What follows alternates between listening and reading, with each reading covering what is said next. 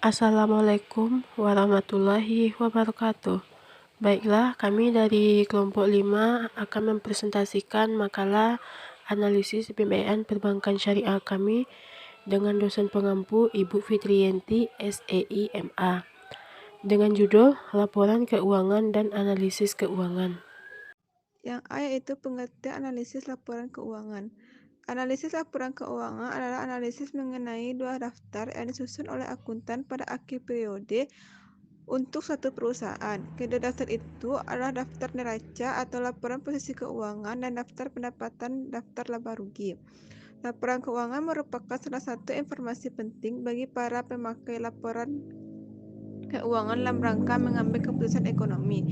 Berdasarkan pengertian beberapa ahli di atas, dapat disimpulkan analisis laporan keuangan adalah proses mempelajari kecenderungan posisi keuangan untuk menentukan kepentingan perkembangan perusahaan di masa depan atau masa datang. Yang B itu tujuan analisis laporan keuangan. Tujuan dari analisis laporan keuangan menurut Kashmir 2014 ada 6, yaitu untuk mengetahui posisi keuangan perusahaan dalam satu periode tertentu, baik aset, kewajiban, ekuiditas maupun aset usaha yang telah dicapai untuk beberapa periode. Yang kedua, untuk mengetahui kelemahan-kelemahan apa saja yang menjadi kekurangan perusahaan. Yang ketiga, untuk mengetahui kekuatan-kekuatan yang dimiliki. Yang keempat, untuk mengetahui langkah-langkah perbaikan apa saja yang perlu dilakukan ke depan berkaitan dengan posisi keuangan perusahaan saat ini.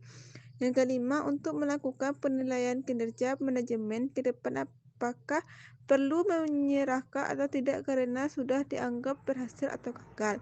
Yang keenam, dapat juga digunakan sebagai pembanding dengan perusahaan sejenis serta hasil yang mereka capai. Baiklah, selanjutnya masuk kepada pembahasan yang ketiga, yaitu pihak-pihak yang berkepentingan terhadap analisis laporan keuangan. Pihak-pihak yang berkepentingan dalam analisis laporan keuangan terbagi menjadi dua, yaitu ada pihak internal dan pihak eksternal. Untuk pihak internal terbagi menjadi dua, yaitu pihak manajemen berkepentingan langsung dan sangat membutuhkan informasi keuangan untuk tujuan pengendalian, pengkoordinasian, dan perencanaan suatu perusahaan. Yang kedua, pemilik perusahaan. Dengan menganalisa laporan keuangannya, pemilik dapat menilai berhasil atau tidaknya manajemen dalam memimpin perusahaan. Selanjutnya, pihak eksternal terbagi menjadi 4, yaitu 1. Investor. Menentukan analisis laporan keuangan dalam rangka penentuan kebijakan penanaman modalnya. Bagi investor, yang penting adalah tingkat imbalan hasil dan modal yang telah atau akan ditanam dalam suatu perusahaan tersebut. 2. Kreditur. Mereka merasa berkepentingan terhadap pengembalian atau pembayaran kredit yang telah diberikan kepada perusahaan. Mereka perlu mengetahui kinerja keuangan jangka pendek dan profitabilitas dari perusahaan.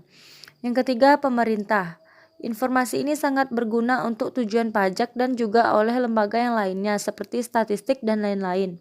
Yang keempat, karyawan. Berkepentingan dengan laporan keuangan dan perusahaan di mana mereka bekerja karena sumber penghasilan mereka tergantung pada perusahaan yang bersangkutan. Selanjutnya pembahasan yang keempat, yaitu langkah-langkah analisis laporan keuangan. Dari sisi analisis, terdapat 6 langkah-langkah dalam analisis laporan keuangan, yaitu 1. Menetapkan tujuan dan konteks analisis. 2. Mengumpulkan data. 3. Memproses data. 4. Menganalisis dan menginterpretasikan data yang diproses. Lalu yang kelima, mengembangkan dan mengkomunikasikan kesimpulan. Dan yang terakhir, melakukan tindak lanjut. Selanjutnya poin E, yaitu metode analisis laporan keuangan. Menurut Falik Hatun dan Nugraha Ningsih, ada 2 metode analisis yang digunakan, yaitu 1. Analisis vertikal, yaitu apabila laporan keuangan yang dianalisis hanya meliputi satu periode atau satu saat saja, yaitu dengan membandingkan antara pos yang satu dengan pos lainnya dalam laporan keuangan tersebut, sehingga akan diketahui keadaan keuangan atau hasil operasi pada saat itu juga. 2. Analisis horizontal. Analisis horizontal yaitu analisis yang dengan melakukan perbandingan laporan keuangan untuk beberapa periode atau beberapa saat, sehingga akan diketahui perkembangannya. Kesimpulan dari beberapa metode analisis laporan keuangan yaitu 1. Metode analisis horizontal atau dinamis merupakan analisis yang dilakukan dalam beberapa periode untuk melakukan analisis laporan keuangan pada organisasi sektor publik atau organisasi sektor swasta. 2. Metode analisis vertikal atau statis merupakan analisis yang digunakan dalam satu periode untuk melakukan analisis laporan keuangan pada organisasi sektor publik atau organisasi sektor swasta. Poin F. Teknik analisis laporan keuangan. Menurut Mahmudi, teknik analisis laporan keuangan organisasi sektor publik adalah sebagai berikut. 1. Analisis varians atau selisih. Pada umumnya digunakan untuk menganalisis laporan realisasi anggaran, yaitu dengan cara mengevaluasi selisih yang terjadi antara anggaran dengan realisasinya. 2. Analisis rasio keuangan merupakan perbandingan antara dua angka yang datanya diambil dari elemen laporan keuangan. Analisis ini dapat digunakan untuk menginterpretasikan perkembangan kinerja dari tahun ke tahun dan membandingkannya dengan kinerja organisasi lain yang sejenis. 3. Analisis pertumbuhan atau tren dilakukan untuk mengetahui kecenderungan baik berupa kenaikan atau penurunan kinerja selama kurun waktu tertentu. Analisis ini dapat diaplikasikan, misalnya untuk menilai pertumbuhan aset, pendapatan, utang, surplus atau defisit, dan sebagainya. 4. Analisis regresi dilakukan untuk menguji pengaruh variabel independen terhadap variabel dependen. 5. Analisis prediksi digunakan untuk memprediksi pendapat tahun depan dengan menggunakan data tahun sebelumnya sebagai dasar prediksi. Analisis aset. Yang pertama yaitu analisis pertumbuhan. Analisis pertumbuhan aset adalah teknik analisis yang dilakukan dengan cara membuat perbandingan antar elemen laporan keuangan, khususnya elemen aset yang sama untuk beberapa periode yang berurutan. Analisis ini termasuk analisis horizontal. Jenis-jenis analisis pertumbuhan yang pertama yaitu analisis pertumbuhan tahun ke tahun. Yang kedua yaitu analisis tren angka indeks. Yang B, analisis proporsi. Analisis proporsi disusun dengan jalan menghitung tiap-tiap rekening dalam neraca menjadi proporsi dari total aset. Analisis proporsi memudahkan pembacaan data-data keuangan untuk beberapa periode. Yang C, analisis modal kerja. Yang pertama, konsep kuantitatif. Modal kerja ini adalah keseluruhan elemen aset lancar tanpa perhitungan kewajiban jangka pendeknya. Modal kerja ini sering dikenal dengan modal kerja bruto. Yang kedua, modal kerja kualitatif, yaitu semua aset lancar tetapi mempertimbangkan kewajiban jangka pendek. Berarti, modal kerja ini adalah selisih antara aset lancar dengan kewajiban jangka pendek. D. Analisis rasio keuangan. Selanjutnya yaitu tentang analisis kewajiban dan ekuitas dana. Kewajiban adalah utang yang timbul dari peristiwa masa lalu yang penyelesaiannya mengakibatkan aliran keluar sumber daya pemerintah. Yang A yaitu klasifikasi kewajiban. Yang pertama, kewajiban jangka pendek adalah kewajiban yang diharapkan dibayar dalam jangka waktu 12 bulan setelah pelaporan. Yang B, yang kedua, kewajiban jangka panjang yaitu kewajiban yang jatuh temponya lebih dari 12 bulan. B. Pengakuan kewajiban. Kewajiban dapat timbul dari yang pertama itu transaksi dengan pertukaran, yang kedua transaksi tanpa pertukaran, yang ketiga kejadian yang berkaitan dengan pemerintah, yang keempat kejadian yang diakui pemerintah. Yang C. Pengukuran kewajiban. Kewajiban dicatat sebesar nilai nominal. Kewajiban dalam mata uang asing dijabarkan dan dinyatakan dalam mata uang rupiah.